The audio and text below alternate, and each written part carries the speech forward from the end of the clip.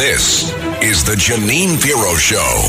Now, here's Judge Jeanine Pirro. Welcome back to the Judge Jeanine Tunnel to Towers Foundation Show.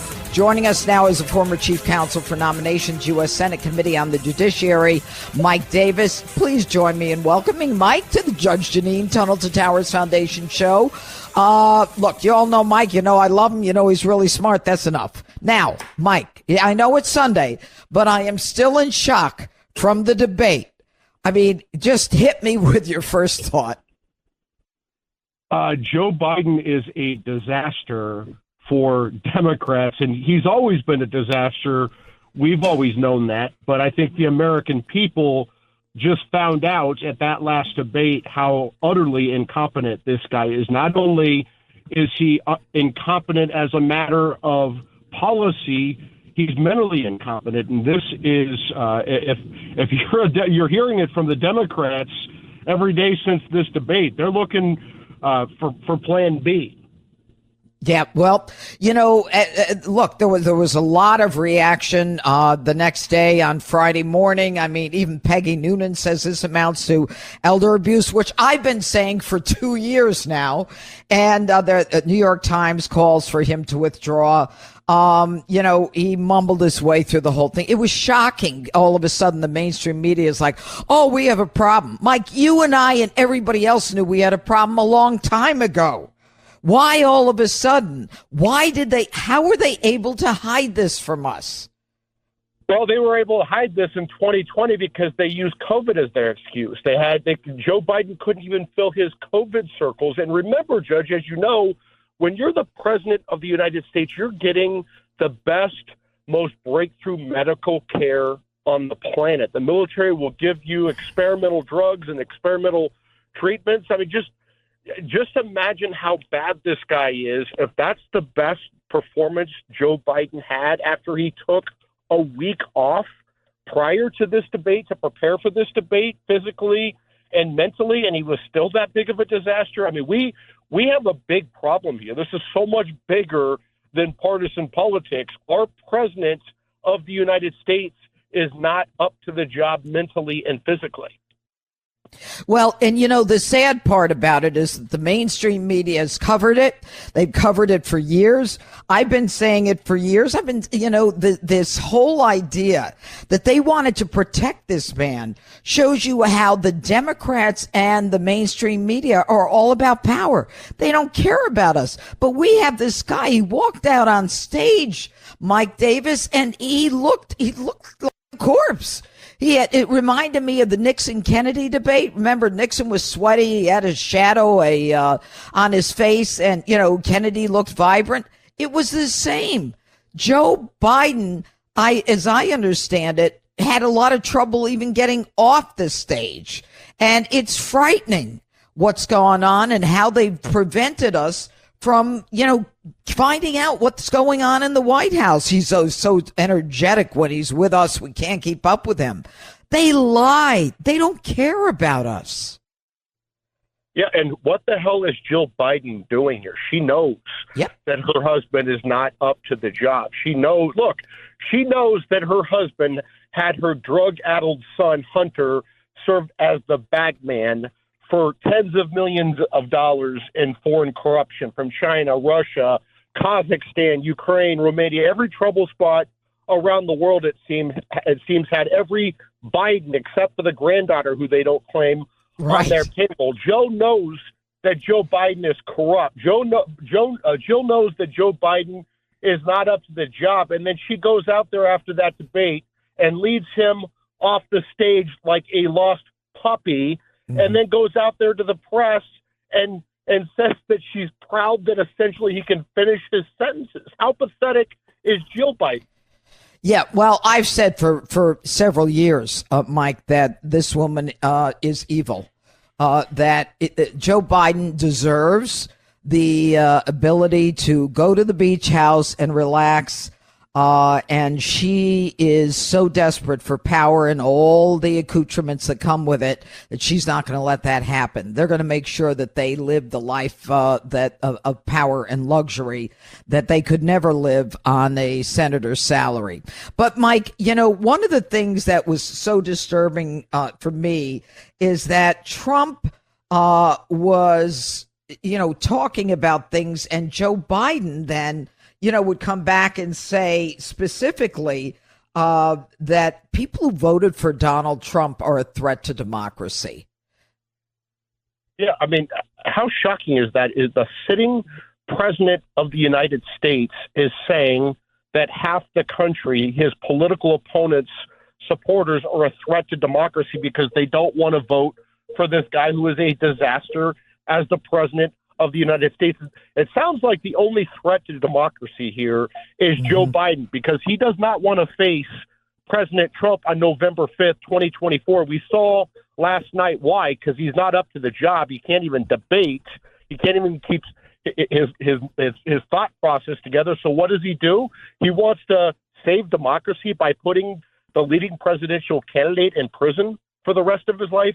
Give us a break. Yep. Yeah. And you know what? I think that Trump delivered that message very clearly, Mike, when he said, what you've been doing is you've been spending your time indicting me because you know that you can't win. And, when he did that, it was pretty clear that, it made a lot of sense because he did it at exactly the right time in the debate when Joe couldn't explain or didn't finish his sentence, when Trump said, and that's why you keep indicting me.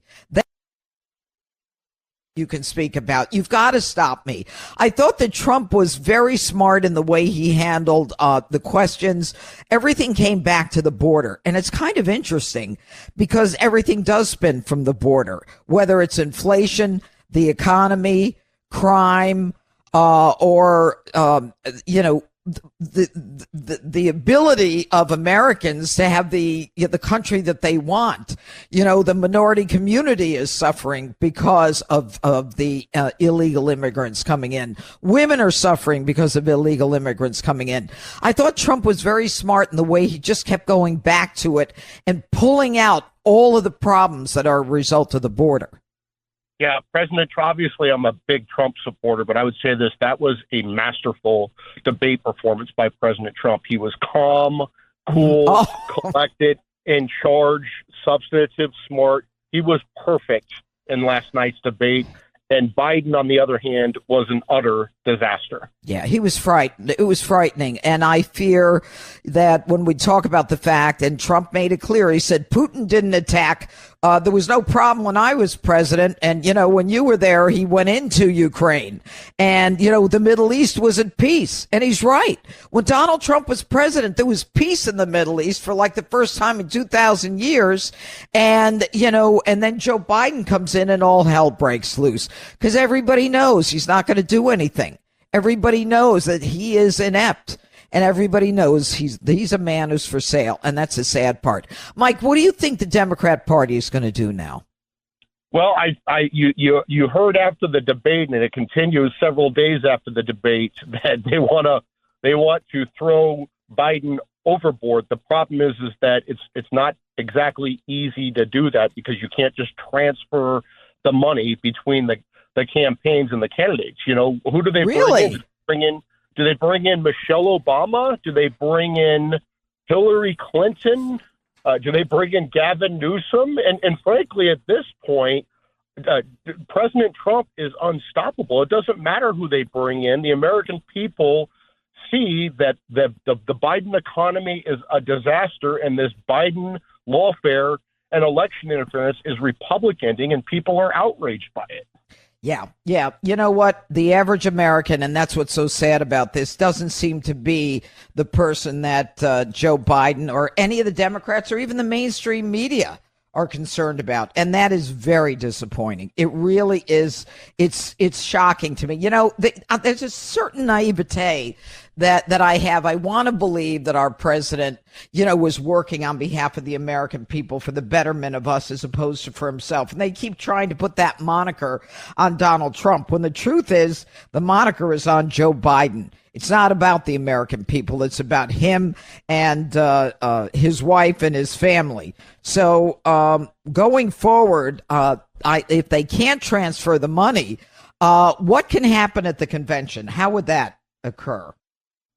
Well, I mean, it could be a brokered convention. I would say to your last point, Judge, that, everyone pretends like Joe Biden is just, this good old man working for the betterment of our country. I think the bank statements of Joe Biden and every Biden except for the granddaughter, who they don't claim, tells a different story. They've taken over $20 million that House Oversight Chairman James Comer has been able to track down so far. Over $20 million from our worst enemies, Russia and China, along with many other countries in trouble spots around the world. And it is Joe Biden's corruption and his incompetence and his weakness that invites our enemies to exploit this, right? But there's no way in hell this would be happening under Donald Trump.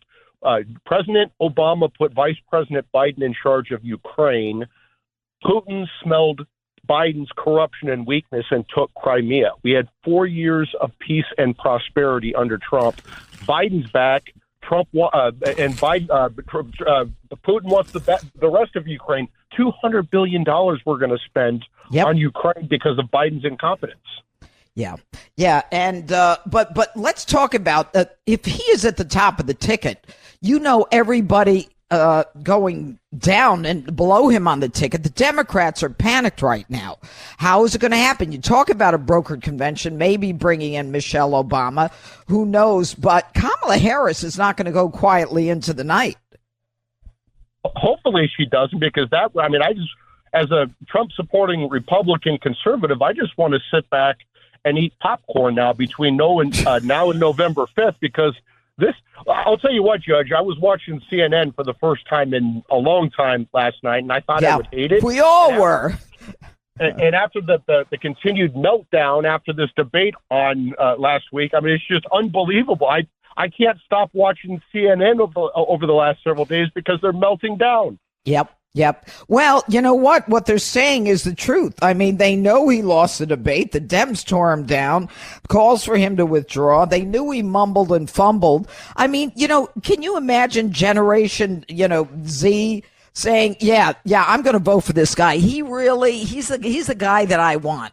Look, it is a sad, sad day for America, and it's dangerous. It's dangerous for all of us. It's not just the economy and inflation. It's about the fact that Americans are at risk right now with terrorists coming through the border, pedophiles, murderers, with the economy going to hell, with the minority community suffering. We can't have this anymore. And hopefully, just like Michael, and I know I'm rambling here for a second, but it was Donald Trump who told us 8 years ago that there's such a thing as fake news, and people were like, fake news, the media, well, fake news.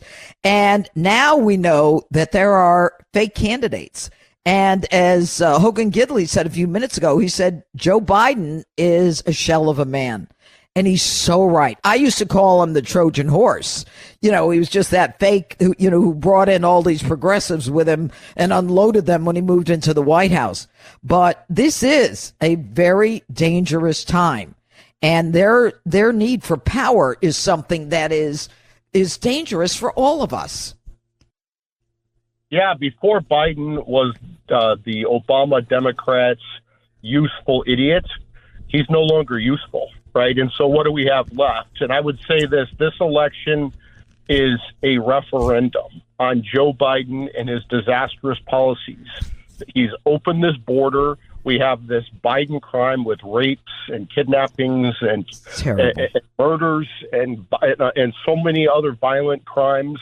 We have interest rates that are so high that people can't afford to buy homes or cars. We have inflation so high that it's crushing real Americans in real America. And like you said, Judge, it's particularly crushing the minority community. Joe Biden is a disaster for all Americans, particularly African American and Hispanic Americans. Yep. All right, Mike Davis, we look forward to having you on in the near future to see what the Democrats do and how they work this out. But we always love getting your opinion. Thanks so much for joining us, Mike Davis. Thank you, Judge.